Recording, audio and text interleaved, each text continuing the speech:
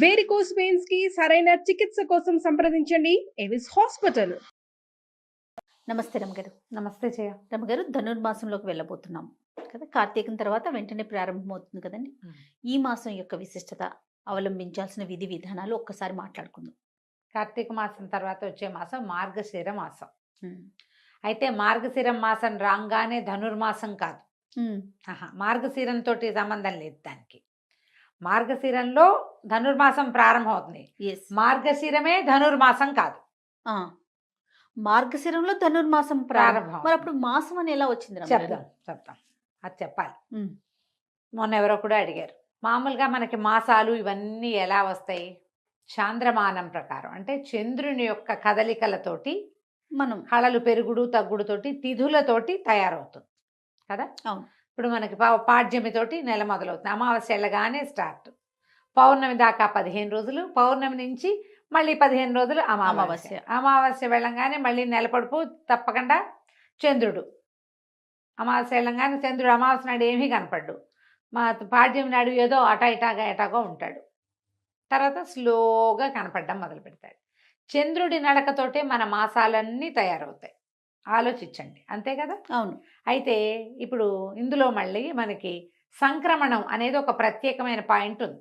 ఈ సంక్రమణం మనకు ఎప్పుడు రెగ్యులర్ గా మాట్లాడుకుంటాం మనం. మకర సంక్రమణం. ఈ సంక్రాంతులు, మకర సంక్రమణం ఒకటే కాదు, ప్రతి నెల సంక్రాంతులు జరుగుతాయి.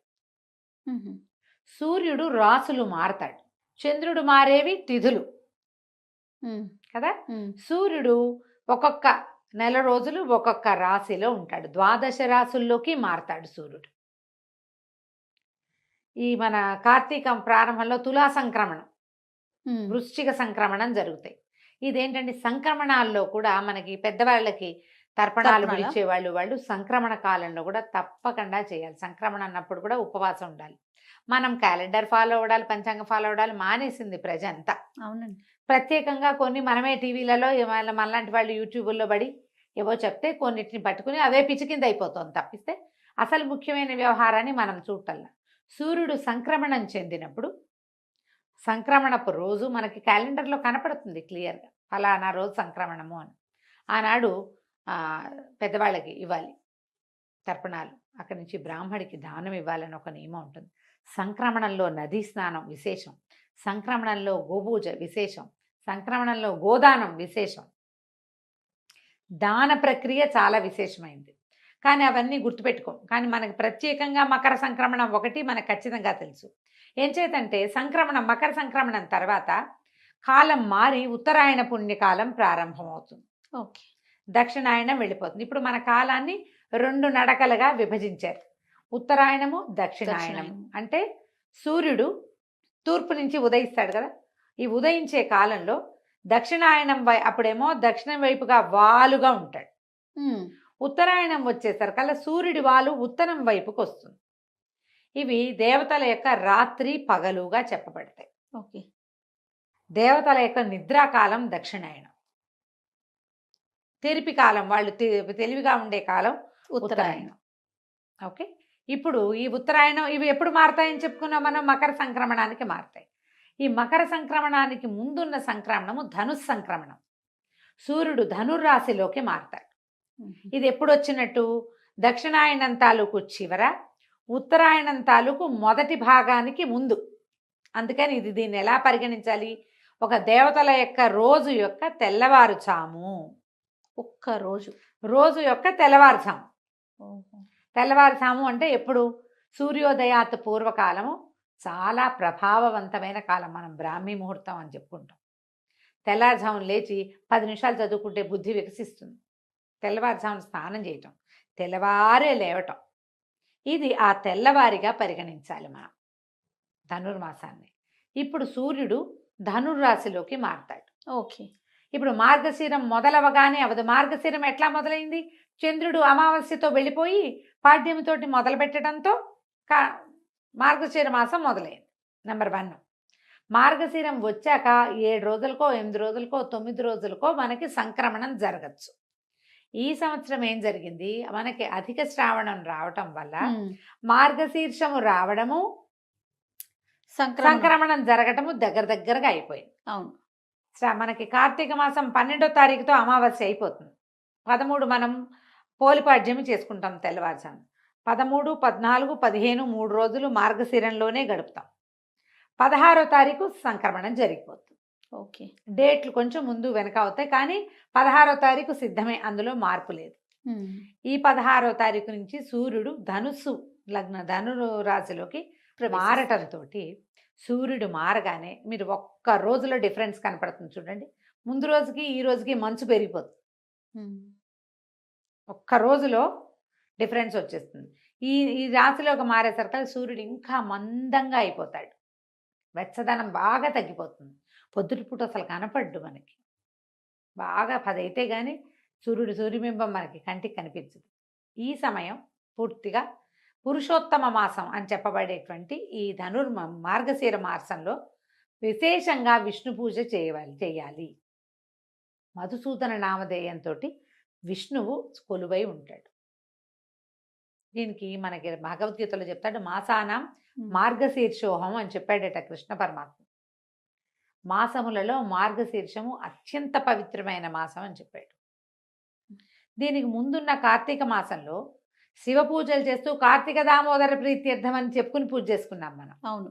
ఇప్పుడు కేవలము మధుసూదన ప్రీత్యర్థమే, మధుసూదన పూజే చేస్తాం, విష్ణు పూజే చేసుకుంటాం. అద్భుతమైన మాసంగా చెప్తారు. అయితే ఈ మాసంలో చేసే పూజా విధానము అందరూ చేయరు.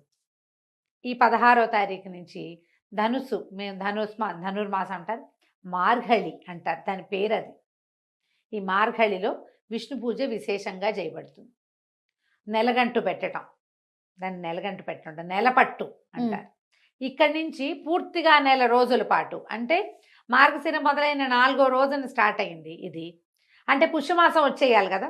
అవును. ఈ ధనుర్మాసము అనేది మొదలయ్యేసరికి పుష్యమాసం వచ్చేస్తుంది.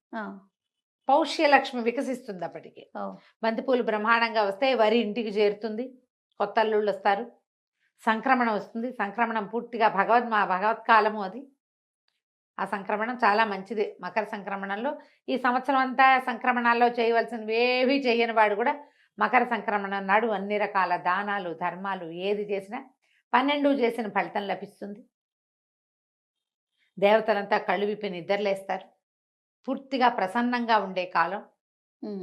అంచేత ఇక్కడి నుంచి స్టార్ట్ దాన ప్రక్రియ మొదలుపెట్టే కాలం. ఓకే. ఈ ధనుర్మాసంలో ఏం చేస్తారు, గొబ్బిళ్ళు పెట్టడం. ఒక్కొక్కళ్ళు ఒక్కొక్క రకమైన ఆరాధన చేస్తారు. వైష్ణవాలయాల్లో విపరీతంగా సేవాకాలాలు జరుగుతాయి. తెల్లవారుజామునే స్వామికి కైంకర్యం చేస్తారు, సేవాకాలం సమర్పిస్తారు. ఈ సేవాకాలాలు సమర్పించేది ఏంటంటే సంవత్సరం అంతా ఒక రకంగా ఉంటే ధనుర్మాసంలో తిరుప్పావై అని ఒక ప్రత్యేకమైన పూజా విధానాన్ని సమర్పిస్తారు. గోదాదేవి ఈ శ్రీవిల్లిపుత్తూరులో జన్మించింది. పెరియాళ్ళవారికి జన్మించినటువంటి విష్ణు చిత్తుల కుమార్తె అయిన గోద, ఆవిడ భగవంతుణ్ణి ఎలా ఆరాధించిందో ఆ ఆరాధనా క్రమాన్ని ఈ నెల రోజులు స్వామికి సమర్పిస్తారు. ప్రతి చోట శ్రీరంగనాథుడు విశేషంగా సేవించబడతాడు. వెంకటేశ్వర స్వామి దేవాలయంలో కూడా తిరుప్పావయ్యే చేస్తారు. ఈవెన్ తిరుమలలో కూడా ఈ నెల రోజుల పాటు స్వామివారికి సుప్రభాతం బదులు తిరుప్పావై వినిపిస్తారు విశేషంగా.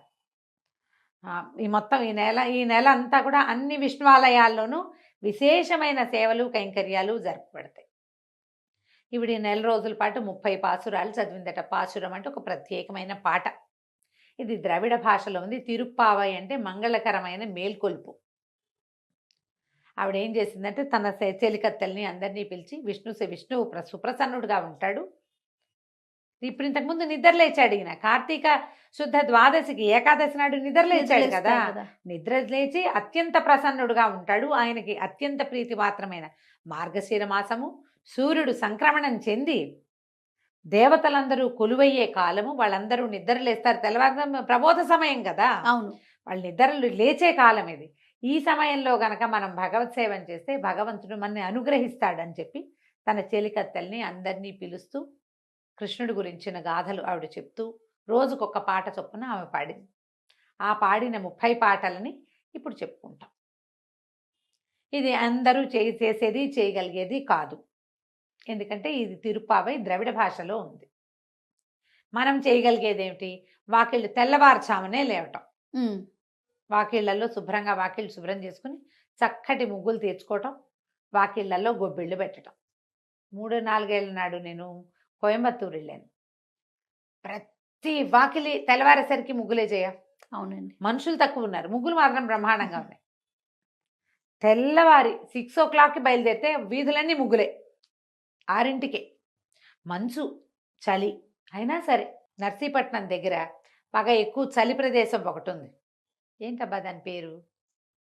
నర్సీపట్నం దగ్గర చింతపల్లి వాటి దగ్గర హైయెస్ట్ లోయెస్ట్ టెంపరేచర్ 1 వస్తుంది అక్కడ. ఆ ఊరి పేరు చటుకుని గుర్తు రావట్లేదే నాకు.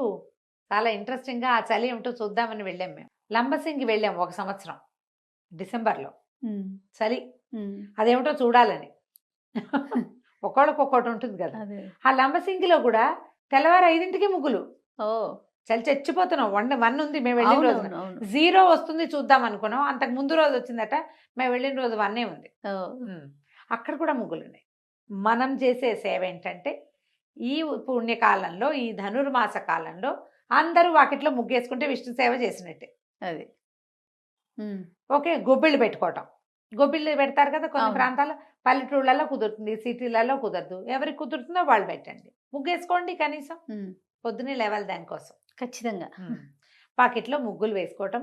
అది కూడా ముగ్గులు వేస్తాం, పీట ముగ్గులు వేస్తాం. అదే గళ్ళ ముగ్గులు, గీతల ముగ్గులు పెద్దది వేయటం, గుమ్మడి పువ్వులతో అలంకారం చేయటం, గొబ్బిళ్ళు పెట్టటము, గొబ్బి తట్టటము. ప్రత్యేకంగా గొబ్బిళ్ళు పెట్టావా చిన్నప్పుడు? పెట్టాను. ఓకే. మేము చాలా ఏళ్ళు పెట్టాం. ఓకే.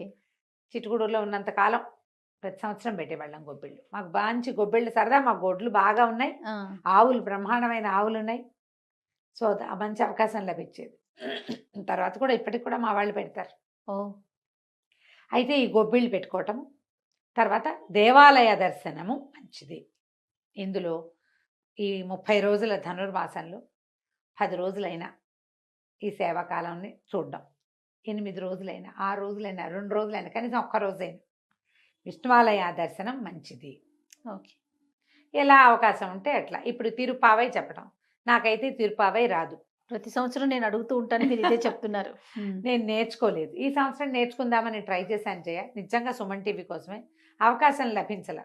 అదే కొద్దిగా శ్రద్ధారాహిత్యం కూడా. ఎండాకాలం అవకాశం లభించినప్పుడు శ్రద్ధ లేదు. శ్రావణ మాసం వచ్చేసరికి అవకాశం తప్పిపోయింది. ఎవరి దగ్గరైనా కుదురుగా నేర్చుకుని వచ్చే సంవత్సరం ఏమైనా చెప్పగలనేమో ట్రై చేస్తా. ఓకే.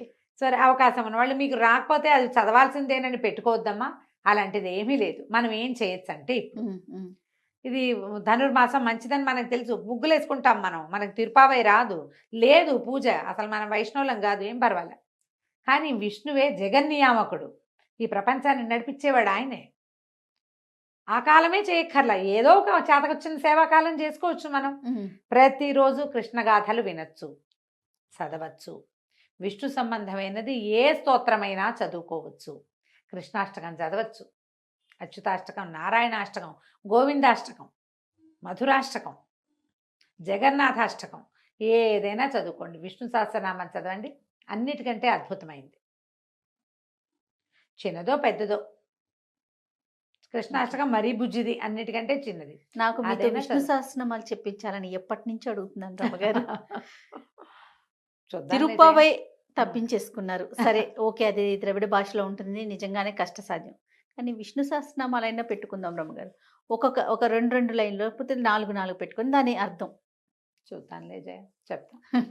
భగవంతుడు దానికే అవకాశం ఎప్పుడో ఇస్తాడంటారా? ఏమో, చూద్దాం. ఇన్నిటికి ఇచ్చాడు, దానికి ఇస్తాడేమో. మీ అవకాశాలను బట్టి ఎక్కడ మన దగ్గర వేణుగోపాల స్వామి గుడి, రామాలయము, తర్వాత వెంకటేశ్వర స్వామి గుడి, నరసింహస్వామి గుడి, ఏ దేవాలయానికి వెళ్ళినా సేవాకాలం జరుగుతుంది. తప్పకుండా స్వామిని దర్శించండి, ఆండాళ్ళని దర్శించండి. ఆమె మానవ స్వరూపంలో జన్మించింది. భగవంతుణ్ణి చేరటానికి ఎలాంటి ప్రీతిపాత్రమైన పని చేసినా భగవంతుడికి ప్రీతి దేనికి చెందుతాడు? శ్రద్ధ, భక్తి ఉంటే చాలని చెప్పింది. అవి 2 ఉంటే చాలని ప్రపంచానికి చాటి చెప్పిన తల్లి. ఈ 30 రోజులు ఆమెను పూజిస్తారు ప్రత్యేకంగా. ఆమెను చూసి ఒకసారి దండం పెట్టుకుని ఒకసారి దేవాలయ దర్శనం చేసుకున్నా కూడా చాలా మంచిది. మీ అవకాశాలను బట్టి చేయండి. ధనుస్సు వెళ్ళగానే చివరికి ఏం చేస్తారు? చివరి రోజులో గోదా కళ్యాణం, గోదా రంగనాథ స్వామి కళ్యాణం చేస్తారు. అవకాశం ఉంటే ఏదైనా రంగనాథ స్వామి దేవాలయమో క్షేత్రానికి వెళ్ళటమో ప్రయత్నం చేసి చూడండి, మీ కుదిరికను బట్టి. తప్పకుండా. మేము ఈ అవకాశాన్ని బట్టి చేయొచ్చు. ఇది ధనుర్మాస విశేషం. సంతోషం రమ్మగారు. నమస్తే. నమస్తే జయ.